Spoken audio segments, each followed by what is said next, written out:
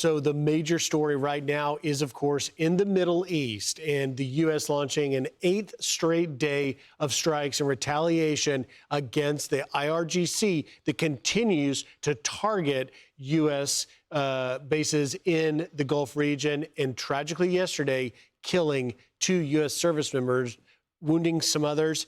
One is believed to be missing. We're following that story. A third soldier is believed to be missing. Yeah, and of course, obviously, everybody, President Trump was hoping to move us towards peace. This changes the dynamic of that, I think, very much.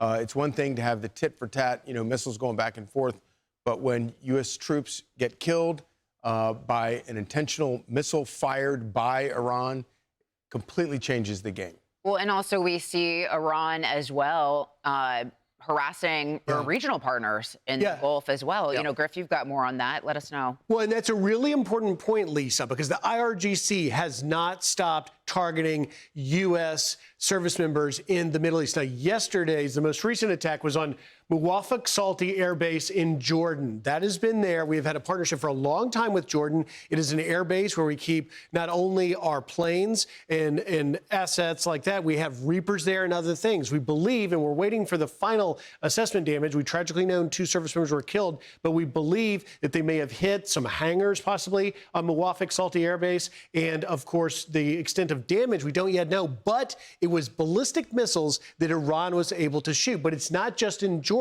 Over the last several days, we've seen them attack Ali Salim Air Base in Kuwait, the Prince Sultan Air Base in Saudi Arabia, Al Udeid in Qatar, and the 5th Fleet in Bahrain. Iran has continued to hit all U.S. assets in this area. There you go. You see that. This is where, of course, the Battle of the Strait of Hormuz is happening. But these Gulf partners and our assets there are absolutely at the mercy of Iran refusing to stop firing those missiles. And that is a great concern. And that is why the U.S. is continuing to stiffen its resolve. Now, our strikes yesterday, the U.S. strikes, largely were hitting places along the strait in Bandar Abbas and other areas. But in the wake of these 2 service members being killed, you can only expect things to increase. Former Secretary of State Mike Pompeo saying this a little bit earlier. Listen.